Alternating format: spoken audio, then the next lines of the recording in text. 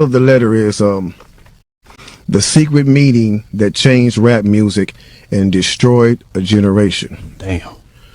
So it says, hello. After more than 20 years, I finally decided to tell the world what I witnessed in 1991, which I believe was one of the biggest turning points in popular music and ultimately American society.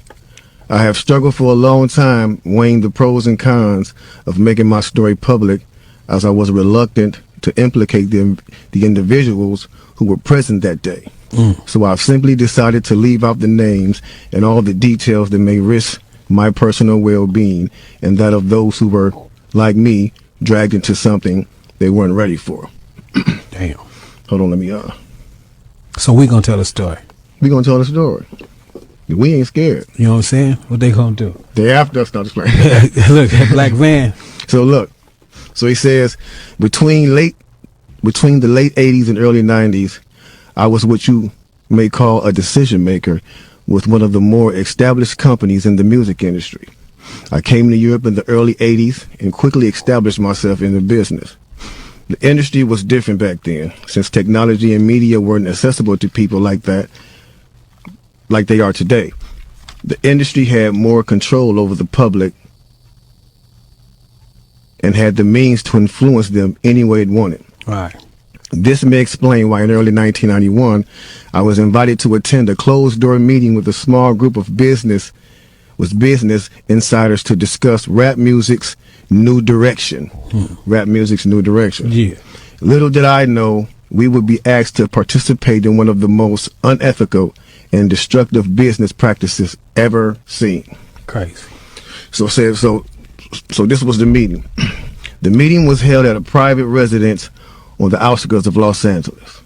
I remember about 25 to 30 people were being there. Right. Most of them familiar faces. Speaking of those I knew, we joked about the theme of the meeting, as many of us did not care for rap and failed to see the purpose of being invited to a private meeting to discuss the future of hip-hop. Talk to him. Among the attendees was a small group of unfamiliar faces who stayed to themselves and made no attempt to socialize beyond their circle. Based on their behavior and formal appearances, they didn't seem to be from our industry. Our casual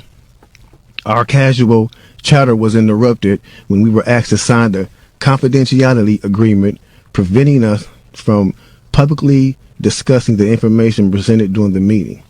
Needless to say, this intrigued, in some cases, disturbed many of us.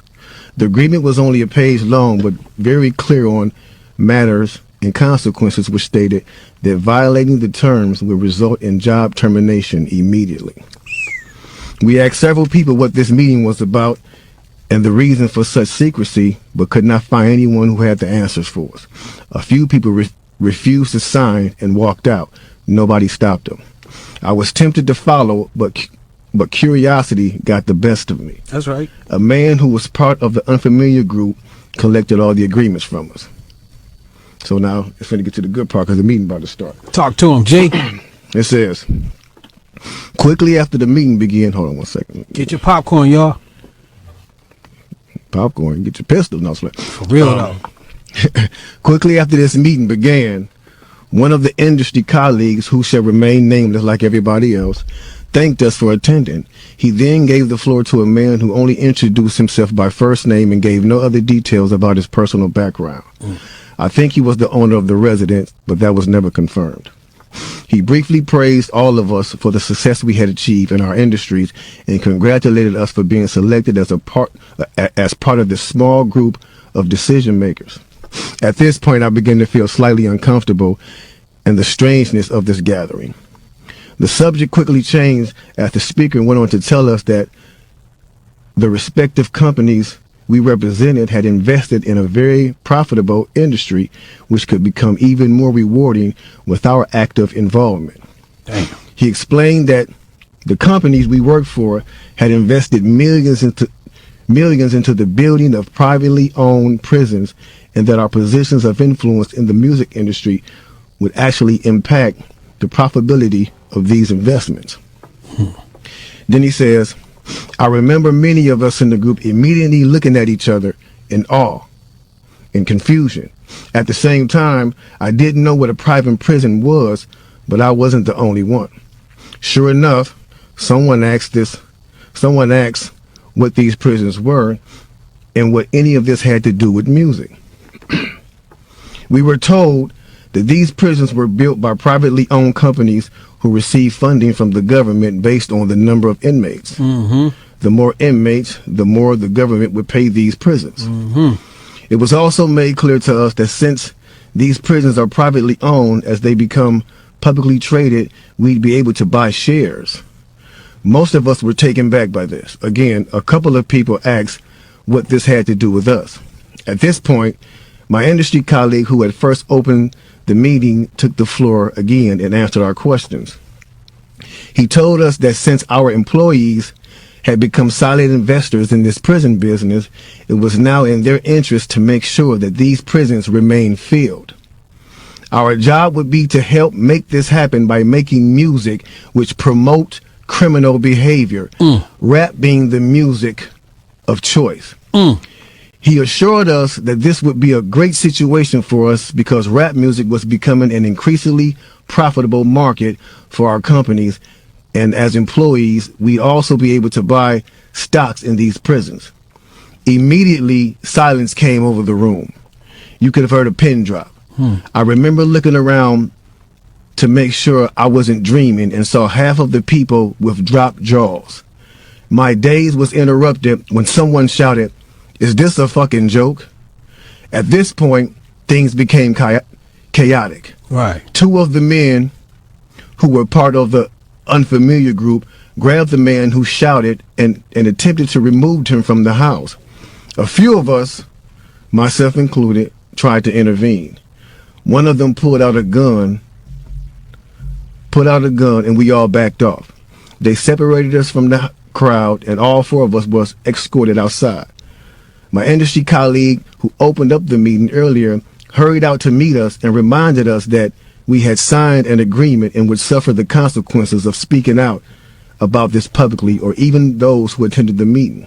Damn. I asked him why was he involved with something so corrupt, and he replied, "It's bigger than the music business and nothing we can do.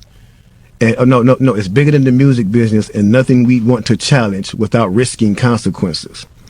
We all protested as we walked back into the house. I remember word for word the last thing he said: "It's out of my hands now. Just remember you signed an agreement." He then closed the door behind him. The men rushed us to our car and actually waited until we drove off the property. Damn. So this meeting, bro. Now that's a lot for a meeting right there. Oh yeah, definitely. And this person later on, he said, this person actually ended up leaving the music industry after this happened. A few years after this, he ended up leaving the music industry. Okay. And he said he just over the years he just felt guilty because he said as he sat back and he watched these plans come to a reality Over 2 decades. he sat back and was like, wow, they really pulled it off. Yeah. They really pulled this off. He was like, they were told not to sign any more political rappers, any more rappers that had messages in their music. No positivity. It was all to be gangster rap music that they promoted and anything put that out. Was harmless, fun rap, anything that had a message in it had to go. Now, after reading all this, it actually made me feel a few different ways.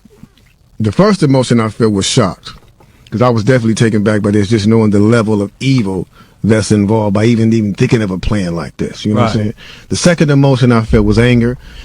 Anger because it's not enough for them to exploit our culture and make all the money off of it. Mm-hmm. Because let's keep it real, the industry has never been favorable towards the artists. Never. But they're going to go beyond the artists to get the artist to influence and lure in the consumer which they knew at the time were mainly minorities. Yep. In other words, keep promoting gangster rap so that the youngsters will be influenced by them, which in turn will incite them to want to act like them, and it's a very good chance they'll end up in their prison. Yeah. So they're getting paid twice. They're getting paid from the artists they signing, and then they're getting paid from the people that these artists influence that goes to prison trying to be like these artists. Yeah. So they making a killing. A killing. They're using the music business to promote their private prison business. You're the only person that's gonna really put it out there. How you say rich baby daddy? It's like Drake has a rich baby daddy named Lucian and Universal. Wow. It says Jewish music mogul and CEO of Universal Studios Lucian Grainge is being investigated on charges of allegedly aiding, abetting, and inducing P. Diddy to run a pedophile ex-trafficking ring and is 100% liable for the crimes. Drake call you up after that and say, hey, I need more money for my project. If ever Drake or whenever Drake calls up and says he needs more money for his project, I give it to him. So Kanye West has jumped into the Kendrick versus Drake feud, and he's throwing shade at Drake's ties to some bigwig industry figures who've been accused of running a PDF file ring. In case you missed it, Kendrick Lamar recently called out Drake and his Oville crew, suggesting they're involved in some shady stuff, even predicting a potential raid on Drake's Toronto mansion by the feds, similar to what happened to Diddy. You see this background photo that Kendrick used in his new song? All those people are registered ex-offenders, and they're saying that they all live in Drake's house. Meanwhile, fans have been digging into Drake's past behavior around young women in the industry, and it's looking like there could be some major skeletons in his closet about to be exposed. Are you joking me? Drake? He wants to see me? And I was like, okay, we're going. So I got my outfit prepared, I went there, and he was such a fanboy, and I was such a fangirl that and honestly we text all the time now. He helps me with everything, just life lessons. He's amazing. He's a great human being, and we went to dinner afterwards, and we had dinner the next day. Open up y'all eyes like I've been trying to open up y'all eyes about Drake. This man is an executive producer on a show called Euphoria. A show about high schoolers doing adult things, high schoolers being in a relationship with grown adults, doing drugs, having sexual activities. That's what this show revolves around. And Drake is one of the producers of the show. That ain't so.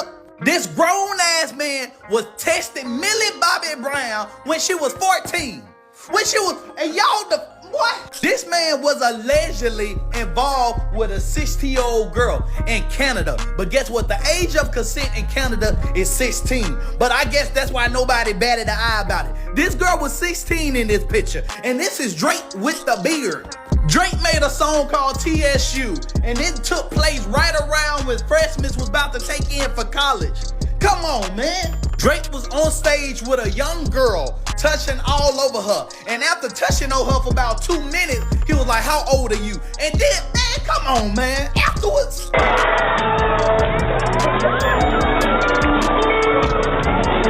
gonna have me get carried away again. I get in trouble for shit like this. How old are you?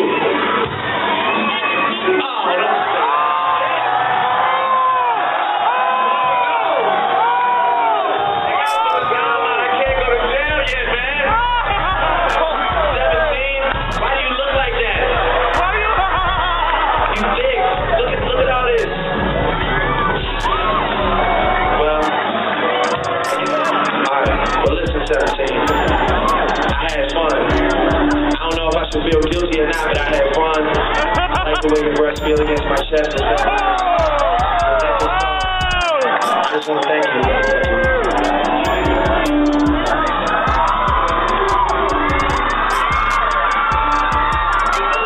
Look at this. Billie Eilish a while ago on her 18th birthday saying 18 tomorrow. And look who's under there. I've been waiting. What the? Y'all Y'all really protecting this Now man? Kanye is shining a light on Drake's close relationship with Lucian Grainge, the CEO of Universal Music, who's been accused by Diddy's former producers of some serious stuff. And get this, word on the street is that Lucian was setting up Drake to take Diddy's spot as the go-to rapper for certain Hollywood elites. Clearly, this goes way beyond just Kendrick and Drake's rap battle. Serious allegations are being thrown around, not just about Drake, but about the whole industry and the people pulling the strings behind the scenes. This is his job, to go against God. Wow. Wow. And it cuts his soul.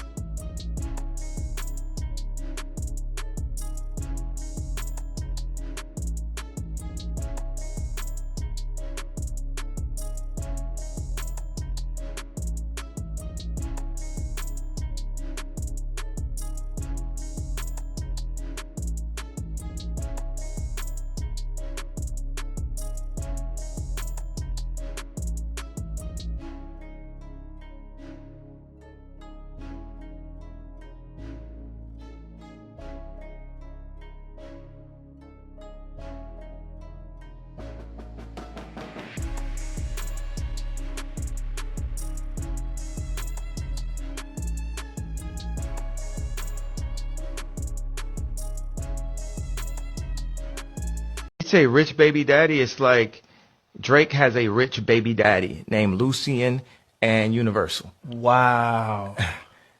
He's like, like, man, my daddy got it. You know what I'm saying? It's like, my daddy controlled the spins. My daddy got the DSPs. My daddy. Drake has a rich baby daddy named Lucian. So all of his streams and the number ones is controlled by someone named Lucian. Or Lucian worked for people who control the banks in Africa. Say rich baby daddy, it's like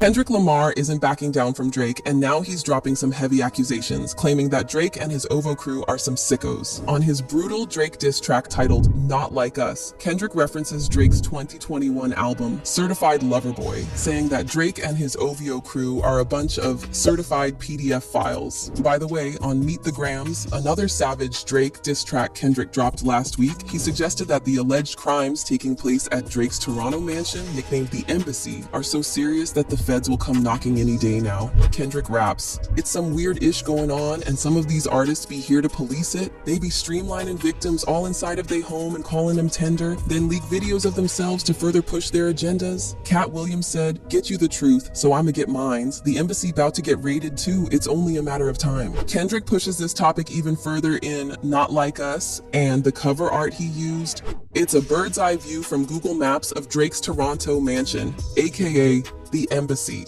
with a bunch of S-offender map tags.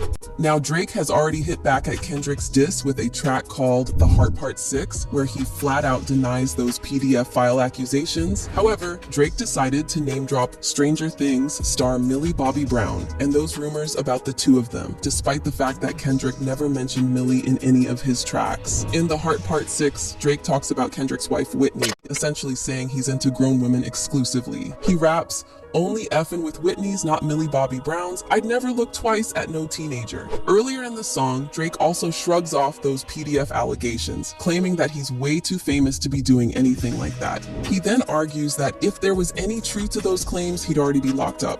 "I promise I'd have been arrested. I'm way too famous for this ish you just suggested." But hold up, what were Drake's ghostwriters hoping to achieve with this line? I mean, it makes no sense because it's taken ages for the feds to even start sniffing around allegations against people like R. Kelly, Diddy, Harvey Weinstein, and Jeffrey Epstein. So for Drake to say he'd already be in prison if Kendrick's accusations were true, that logic doesn't fly. If anything, the more famous and rich these PDF files are, the longer it takes for them to face any consequences. Now, circling back to Drake name dropping Millie Bobby Brown, let me give you the lowdown on how those Drake and Millie rumors started. Back in July 2018, Millie, who was 14 at the time, spilled the tea to W Magazine, revealing that she and Drake, who was 31, were talking all the time. According to W, Millie met Drake in Australia around November 2017 when she was 13, and Millie told W that Drake invited her to his show. "He invited me to his concert," Millie said. "And now we talk all the time. I ask his advice." Now fast forward a few months, and Millie told Access Hollywood they were still texting each other all the time and that Drake was giving her boy advice. And he's honestly so fantastic and a great friend and a great role model. You know, we just text each other the other day and he was like, "I miss you so much." I was like, "I miss you more." He's coming to Atlanta, so I'm definitely gonna go and see him. I'm so excited, yeah. You and Drake? That's awesome. That's awesome. What advice does he give you? Like, what does he say? About boys, he helps me. What? Yeah, he's great. He's wonderful, I love him. What's his advice with boys? You know, that stays in the text messages. This situation triggered a lot of backlash against Drake because there's a 17-year age difference between him and Millie, and there was absolutely zero reason for him to be texting her. Now, Drake initially kept silent about his friendship with Millie, and it took him years to address it. He finally spoke out about the backlash for the first time on his 2023 album, For All the Dogs. However, he dismissed the critics, and in true Drake gaslighting style, he accused fans of being weirdos. So according to Drake, fans are weirdos for even asking about Millie, but he's not a weirdo for talking to her? Make it make sense, but it gets worse because it's not just Millie Bobby. There are whispers about Drake trying to make moves on multiple young women, including Kylie Jenner. Back in 2013, when Drake was 27, he performed at Kylie's 16th birthday bash, and there's this photo floating around of him planting a kiss on Kylie's cheek. And then there's also this video that's now making the rounds, showing Drake getting a little too close to a young fan on stage. Now jumping ahead to 2018, Vice reported that Drake, who was 31 then, was dating an 18-year-old model, Bella Harris. The age gap alone was raising eyebrows, but it got even sketchier when it was revealed that Drake met Bella in 2016 during his Summer 16 tour with Future, meaning Bella was 16 at the time and Drake was 29. And to add some more fuel to the fire, in 2019, 17-year-old Billie Eilish told Vanity Fair that Drake, who was 33 at the time, was hitting her up with texts. So as you can see, it's not just a one-off incident, it's more like a recurring pattern. And now that Kendrick is straight up accusing Drake and his entire OVO crew of being PDF files, fans are saying there's nothing Drake can say to shake off those allegations. But wait a second, because Kanye has something to add. Kanye recently sat down for an interview on the Download podcast, and when asked what is it about Drake that makes all other rappers distrust him, Kanye said it all ties to Drake's baby daddy, Universal Music CEO, and one of the most powerful men in entertainment, Lucian Grainge. I just have to know that, because it's like, for everybody, all of the great, Weeknd, Pluto, Metro, Ross, Kendrick, like, there's something obviously wrong with this one individual that no one wants to speak about, and I feel like you're the only person that's gonna really put it out there. They say rich baby daddy, it's like Drake has a rich baby daddy named Lucian and Universal. Wow. He's like, like, man, my daddy got it. You know what I'm saying? It's like, my daddy controlled the spins. My daddy got the DSPs. My daddy. Drake has a rich baby daddy named Lucian. So all of his streams in the number ones is controlled by someone named Lucian.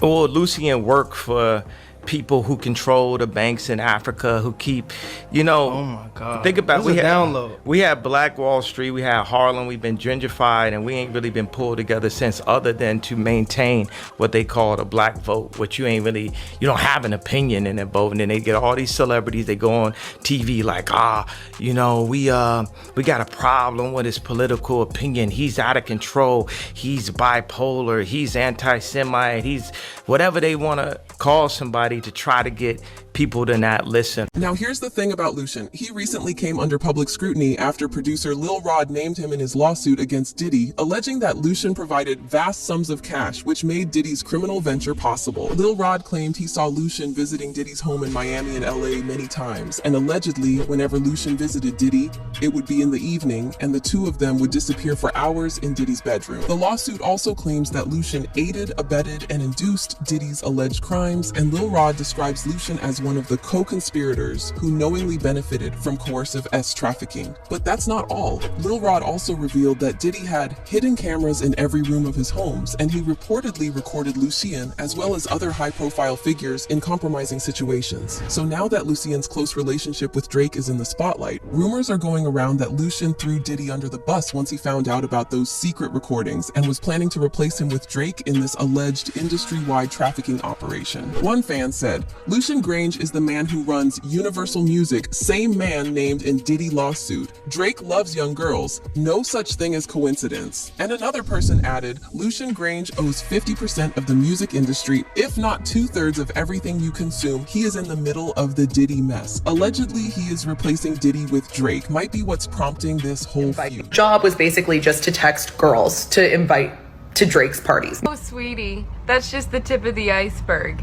Now, everything I'm about to tell you is 100% true, and this information came to me from one of the crew members on Drake's tour. This was the guy who did all the tech stuff, and he told me that Drake has an employee whose job is to go around town looking for super hot girls. He finds the girls and then he interviews them, and out of all the girls he interviews, he picks the one that he thinks is the best. Then he drives her to Drake's place. Drake has sex with her, and then he drives her home. So basically, Drake has his own private People Tinder. who own the labels own the prisons. So, literally the same people? Literally the same people who own the labels own private prisons. So, you know, it seems really kind of suspicious, if you want to say that word, that, you know, the records that come out are really geared to push people towards that prison industry. But they didn't make you write those lyrics. It's not about making somebody write the lyrics. It's about being there as guardrails to make sure certain songs make it through and certain songs don't. Certain flavors are exposed on the record. You know, some records are made by committee. Meaning record company guys sit around and tell the artists, this is hot, say that, do this. Us as the artists is the tool they use. Yeah. The music is the bait. Yep. And the young consumers are the prey. It's a cold game. Cold game, bro. Cold game. Then I felt sad. Sad because everything we seem to try to create, we always seem to give it away. We're always being tricked and deceived into believing that they have our best interests at hand when clearly they never have and they never will. They never will have our best interests at hand. It's blow after blow after blow. West actually has a very political point in one of his new songs. It's called New Slaves, and he talks about something that you don't typically think about within a rap song. Private prisons, something we talk about on the Young Turks quite often. So I want to read you some of his lyrics, and please excuse me for sounding like a white girl who does not sound cool while she reads Kanye West lyrics. But he says, meanwhile, the DEA teamed up with the CCA, that's Corrections Corporation of America. They're trying to lock niggas up. They're trying to make new slaves. See, that's that private-owned prison. Get your piece today. So I love the fact that, you know, he's talking about something that's a real problem in the country. It's been a real problem in the country since the 1980s when authorities realized, oh my God, our prisons are overpopulated. We don't know what to do. And it's because we're arresting so many people for nonviolent drug offenses. Mm-hmm. And of course, these corporations start popping up and they say, well, you know what? We can make a lot of money off of imprisoning these people, nonviolent or violent, who cares? As long as there's profit to be made, let's do it. And because of these ridiculous drug laws, you're seeing that a disproportionate amount of blacks and Latinos are getting arrested, prosecuted, and locked away for nonviolent drug offenses as opposed to white people, okay? And there are statistics to back it up. Even though more white people will smoke marijuana, more black people will get arrested for it and more black people will spend time in prison for it. So I like that Kanye West has this new song called New Slaves, because this is a new form of slavery where we will lock up people of color, and at that same time we will force them to work for a few cents each hour while they're in prison. How you feeling, brother? I feel good. You look great. Thank you very much, sir. You look great, my girl. Thank you, Kanye. Do you want to talk about anything, Kanye? I mean, do you think you're being unfairly targeted for the comments that you've been making? Do you feel like these things, sir? Yes, absolutely. You know, anti-Semitic statements are never good for anybody, right? It's kind of like being anti-black. But, you know, it's really interesting. I didn't realize that I could be considered anti-Semitic till I read one of the definitions of anti-Semitism. Look at this. The definition says, making mendacious, dehumanizing, demonizing, or stereotypical allegations about Jews as such, or the power of Jews as a collective, such as, especially, but not exclusively. This sounds like a, let it go back. What was that? All right, so it says, think about it, that sounds like the type wording that's in the contracts, right? Indeed. Okay, it says, such as, especially, but not exclusively, the myth about a world Jewish conspiracy or of Jews controlling the media, economy, government, or other societal institutions. But isn't that what you said? That Jews run everything? Yeah, but that actually is considered to be anti-Semitic. Right. So I didn't realize that it was anti-Semitic to say, hey, you know, I have a Jewish attorney, I have a Jewish record label, I have a Jewish contractor, I have a Do you Jewish... regret your statements? Or the statements you think you should be walking back? I mean, considering... What do you mean walking back? Well, you know, backing up off of them. I mean, the thing is, you've lost a lot of endorsements. People are dropping you. You're getting, vilified. You know, I mean, you might think you're right, but I think, there's a whole world out there that's condemning you for what you said. Okay, so this right here is a chart of Universal Studios, 20th Century Fox, ABC News, CBS News, Columbia Pictures, Warner Brothers, ESPN Sports, Fox News, Washington Post, Metro Goldwyn Mayer, MTV Music Television, Nickelodeon, USA Today, Wall Street Journal, Comedy Central, NBC Entertainment, Google, what else do we have? Disney, ABC Kids and Family, YouTube, Los Angeles Times, Discovery Network, Paramount Pictures, Facebook, Huffington Post, Yahoo, Marvel, Hulu, Cosmopolitan, Time, Touchstone, Associated Press, Pixar, Miramax, HBO, New York Post, LucasArts, MSNBC, DreamWorks Animation. Now, the thing is, I skipped over maybe about 5 of them because it was just unclear on this list. The red are the executives that are Jewish at these companies. Do you think they stuck together when they heard what you said? Was that what happened? Well, what I said is, hey, I've had experiences where it felt like I was being teamed up on, and I didn't realize that term would be considered to be anti-Semitic. So I had a mediation with Adidas today, and I think Adidas felt like because everyone else was ganging up on me that they had the right to just take my designs. Well, what's your opinion on Jerry Heller? Man, like I said, man, we were young when we were doing this thing, and there were no contracts. And, when we first started NWA and Ruthless Records, it was a thing where it was a family. Like me, Dre, and Cube, and everybody kind of got together and was like, let's do this thing, with Eazy, and we're all going to share in the profits of this, of this thing. We're going to share in the profits, and we're going to do it that way. And it didn't turn out that way when Jerry Heller got involved. It turned into like this business thing, but the problem was there were no contracts except for Eazy.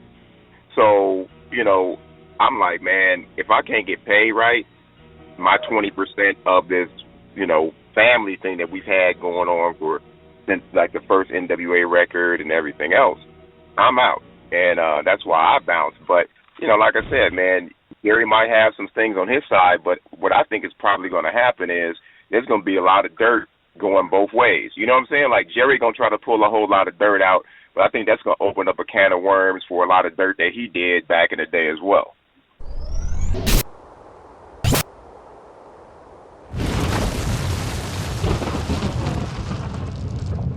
You know what I'm saying? If you look at the Ruthless family tree, it branched out to hundreds and hundreds of millions of records. You know what I'm saying? Globally. How does it feel to be part of that tree, Cocaine? And can you reflect a little bit on the Godfather of gangster rap for us? Well, you know, it's surreal, fam. That's all I can say. You know, to be a part of that rich history, you know, good and bad times, you know what I'm saying, but mostly good times. Man, it was something else. That's all I can tell you. Sometimes it's kind of hard to put the words to it, but I'll tell you this: what kept me, besides number one, you know, God and my family. You know, being around that source kept me going, man, because, you know, Eazy never made you feel like you was worth 2 cents. He, you know, he let you kick it around him. He let you. You know what I'm saying? I came to him, and he was like, Coke, I want you to do something for me. I'm having a hard part on this stuff. And here I am, really a nobody in the game, and he wants me to write Appetite for Destruction. He wants me to write his part. And I'm like, you want me to write my part? You know what I'm saying? And it's not like I was starstruck because I was with him already and with a blah. But he always gave somebody an opportunity and a chance. And you got to realize, you know, Dre, you know, when I seen the Defiant one, you know, it was on point. Most of the things was on point there. And you got to realize if there was no Eric, though, and not taking nothing away from any of the tree, all of us, but if there was no Eric putting up his hustle money, this wouldn't be possible. Me and you wouldn't be talking. Eric was not only the blueprint to allowing us to articulate our message from a suppressed environment called ghettos, but his tree created a multi-billion-dollar corporations for different subsidiaries out of that one tree, out of him taking his Compton money and putting his dope money up and saying, let's get this shit cracking. You know what I'm saying? So, yeah, so, you know, Eazy, me, just as equal as anyone at the top. Cube, and they know it too, because they said, Dre, any one of us. Eazy needs to be inducted into some of these colleges in their books. Because when you're talking about economics and different history of hip-hop has the biggest economics. And he was our West Coast Russell Simmons. Yeah. And it's amazing, too, because, you know, I was watching a little bit of the Defiant ones, and I saw that footage of him. They were teaching him how to rap and stuff. And, you know, the man had the charisma to be able to do that and maintain a business mind to be able to find other talent, too. Like, you knew it wasn't about him. You know what I'm saying? Yeah. He wanted to make sure that he had talented people around him. You know? Yeah. And I'll say this. I must not forget that. Everybody can point the finger at each other, and everybody's cool now, which is a blessed thing. But you can't leave Jerry Heller out. You cannot leave Jerry Heller out.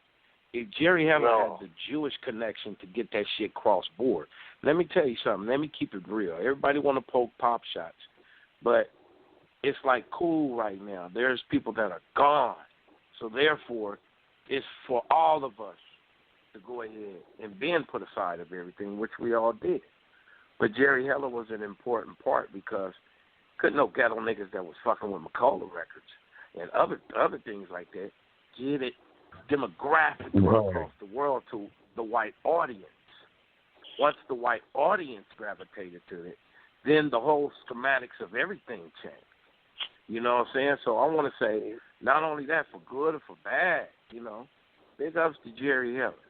You know what I'm saying? Big ups to what Eazy did. It's just crazy that a lot of things in between had came along the way. It was one time where We were hot at Dre, and Dre were hot at us, and we were hot at Snoop and Snoop. So at the end of the day, it's about accountability, because you cast the first stone with anybody. And everybody's accountable. You know what I'm saying? So I want to say, I got to say that, because ghetto niggas wouldn't have been able to do it if they didn't have that Jewish plug. And I'm just keeping it real. I went to the hospital, and I went into Eric's room, and I think Tamika was in, and Eric wanted to talk to me. He said, Mom, I have something to tell you. And I said, well, tell me then. He said, the doctor said I had something like Magic Johnson have. I'm sorry. And I said, you mean to tell me? And then he said, AIDS. When the diagnosis was given and took place with the doctor, there were conversations between myself and him and his family of how to approach it. And due to the fact that he was in the limelight in terms of the public eye, other than just being Eric Wright at home or, that's my buddy, there are young people, older people, people that look to him as fans, kind of like, what are you doing? What's going on? Good, bad, whatever. That something needed to be released, something needed to be said. You wear condoms when you have sex? No, apparently not. You don't have condoms? No. You never wear a condom? No. You heard about AIDS? Yeah, but the people that I mess with don't. They're clean. Yeah. How do you know? You smell them before you have sex with them. I would have had it myself if they would have had it, right? Oh. The disease is the worst thing about sex. Yeah, that's the worst. That's if you don't wear a condom. You wear a condom. But when Eazy-E died, our whole life changed, man. Oh, yeah. Like what So happened? I don't even want to get into that, because I don't even believe that Eazy-E died of full-blown AIDS that quick. What did he die? I think he got injected with it. Damn. Oh, yeah. Somebody injected him? Who you think injected? Jerry Heller. What the fuck? Jerry Heller. Jerry Heller injected Eazy-E with AIDS? Doctors. His doctors? I mean, you know what I'm saying? What would be his motive behind it? How else could you explain a common cough? How else could you explain that in November, December, my first leather coat I ever had? Yeah. Right, so I remember it like cooked food. You know Right. what I'm saying? Okay, tie the leather coat into the shot. Okay, I'm about to come, James. I got you. Okay. All right, so what I was saying was like Eazy-E, December. Right. That's what we were doing? January. Right. Full blown, I mean, no. HIV positive. HIV positive. January. Okay. February. Full blown. March, dead. Ain't nobody never died like that. God damn. So you're saying the magic show didn't? But he went to, now I'm going to tie Jerry Heller back in, and I ain't going to put the cough back in it no more. It's all good. Because that gave me a sort of a visual. Well, I was there. I can stop right there. Right there. You was how there he got too. in the White House. When he got in the White House, after that happened, all the things had turned. That dude His said, power really set him up by knowing so much and getting into the White House to the meeting. Right. And that was can I tell you something, Easy? Teddy? Easy? Yeah. Hey, James. James. Wait, hold on. What did Easy do? This is an exclusive here on Sirius Radio. He went to the White House. He made a large contribution. His name was on a list of people who made contributions. They had no idea that it was Eazy-E. It was Eric Wright. And so as a result of him being given these donations, he was invited to the White House. And Eazy always said that he went because it was $1,500. It cost him $1,500 for $1 million worth of press. Right. Wow. And that's the famous quote. But that's all they said that night. Because that's what he said. But at the same time, you don't end up with a 3-month cough and then die from a 7-year disease. He was known to have bronchitis. I mean, he had bronchitis. Right. He had that all his life. Right. Yeah, but it doesn't turn into that. Was my friend. That was my thing. I hear you, Lazy, but let's get to the bottom of this now, because this is crazy. Because I don't want to get. I'm not gonna get no more shots. You're telling me they gone already. But this is what I'm saying. You're telling me simply because he went to the White House that they did this to him? No, it's not just that. It's just all the power that he accumulated. Really? Hold on, James. Let me back it up a little bit before you clown me. I'm not clowning. Go. All right, look. Look, But I'm what broke. happened was, I know. But what happened was, like, in November, that's when he had met back up with Ice Cube in November. We was in New York at the Tunnel. Right. You know what the Tunnel is. Yeah, I got it. You know, that was rocking the spot. Yeah. Him and Cube met back up. He fired Jerry Heller. Jerry Heller never left the office. Wow. He had so much heart that he didn't make the nigga leave. Wow. And he was playing, Jerry Heller was playing Eazy-E music. But Lazy, why would Jerry Heller do that and allegedly do that? Because he managed Pink Floyd. He did so many great groups. You know what I mean? Like he was managing the whole situation, and for him to get fired, like E didn't want to let him go. I was there. I was a kid at the time. I'm 33 now. Back then I was 17. So why did he fire him? He fired him because his money was being mismanaged, which is legitimate. You know what I'm saying? All his money was being mismanaged, and then when he met with Ice Cube, and Ice Cube finally told him the business, like, you can get it like this. So he seen it. Right. And we, nigga, I'm talking about we left LA, went to New York. This was in like November, damn near around Thanksgiving. Like Eazy-E, he was putting his group back together. He was like, the only group gonna be greater than y'all is NWA. Yep. Wow. And him and Cube was talking that night. I was there. He went back home with a common cough. Nigga had on the Pendleton. And he was in New York with just the Pendleton on. He didn't have a heavy coat. So as a result of that, he got really sick. He married his wife. Never got married, but he married his wife on his deathbed. Was that her? Whoa. Was that her doing? No, that was his. No, that was Jerry Heller's conniving business. So he made the girl marry Eazy to get the cheese? Yeah, nigga. I do know that there was a reunion in the works, but Cube and Dre said they wouldn't do it if Jerry Heller was involved. Right. So Is that serious enough though? Jerry for Heller Jerry got rid of Heller Eazy-E. to really lazy bone. November common cough. December bronchitis. Why not just hang him out the window like 5 Heartbeats as opposed to I don't know, man. It don't go like that in life. But I mean seriously, I mean that's your true feeling. They don't go like that in life. But what about the fact that he did allegedly live a promiscuous lifestyle? You don't think that played into any of that? I mean, all I know is like his wife was pregnant. The baby ain't got it. She ain't got it. Ain't none of them babies got it.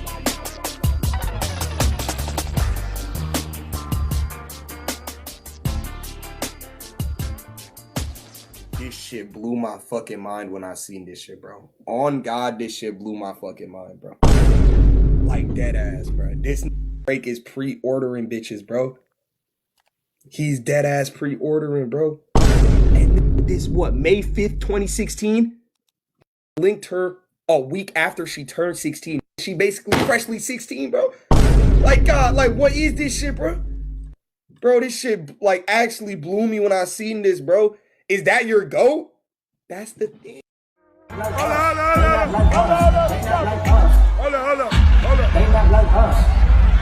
I'm at the pool party. BBL Drizzy, I'm at the pool party. And they just called you a petty. You a chomo?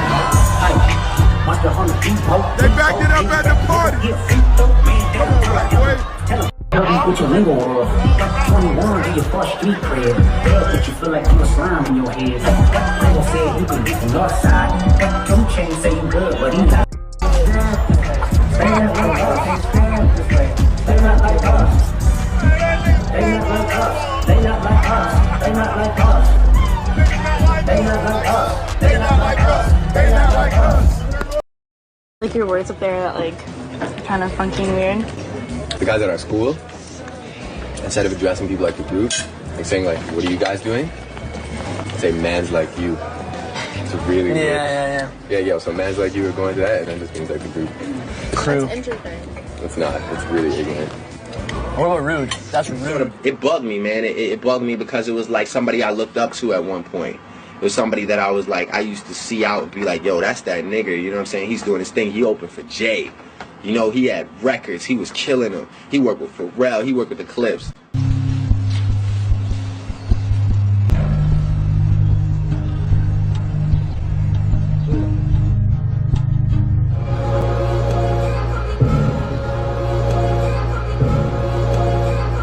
Tell y'all, Kendrick knew all about it. He did not hold back on any kind of track. He straight up pulled another Pusha T, talking about Drake was hiding the world from the world and the kids from the world and the world from the kids, saying that he had a daughter that he had hidden away. And let me tell y'all, we were all shook. I mean, Kendrick, baby. What do you mean Drake's hiding the whole child from us again? Now, we all thought Adonis was the only one tucked away. Well, Kendrick dropped a bombshell with these lines. You lied about your son. You lied about your daughter, huh? You lied about them other kids that's out here hoping that you come. It's wild, y'all. But then again, knowing Drake's track record, it's not exactly surprising. Remember when Adonis came into the picture? Drake only fessed up to being a dad after Pusha T called him out on it. Then he tried to spin it like he was hiding his son from the world. Yeah, Drake. Well, in November 2022, there were reports that Drake had allegedly gotten a woman pregnant. A source said it appears that Drizzy's legal team is taking the woman's claim seriously as they were keeping her quiet with an ironclad contract. The girl signed Drake's non-disclosure agreement, so she can't really talk about anything. So it's not really surprising that he would probably pull that stunt again. However, Drake himself replied to this on Instagram saying, "Nah, hold on. Can someone find my hidden daughter, please, and send her to me? These guys are in shambles." Now, Drake tried to play it off like he planted this 11-year-old daughter's story, but I gotta say, it's pretty telling that Drake chose to clap back specifically at that one line about his hidden daughter, ignoring the other crazy claims that Kendrick was dishing out about his creepy behavior. Made us all wonder what was going on behind the scenes. I mean, he didn't say anything until his latest diss track, which really was just a white flag. But hold on to your hats, because the drama train ain't slowing down anytime soon. Drake's secret baby mama just stepped out of the shadows allegedly to confirm the rumors. Allegedly, he does indeed have a daughter, and apparently he's been keeping her under wraps from the world. Looks like she's had enough of this hiding in the shadows and is ready to spill the tea on Drake. But here's where it gets even messier.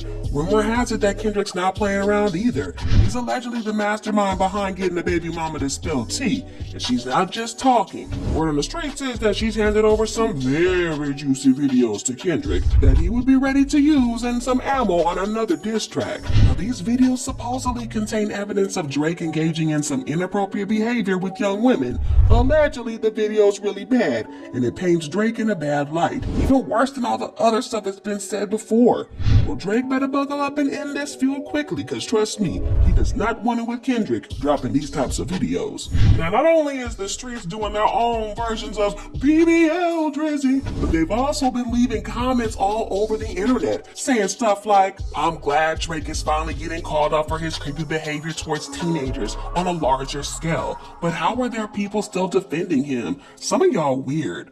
For the record, I don't believe Drake is a creep because Kendrick said so. I believe Drake is a creep because he is very obviously a creep, and people have been pointing it out for years.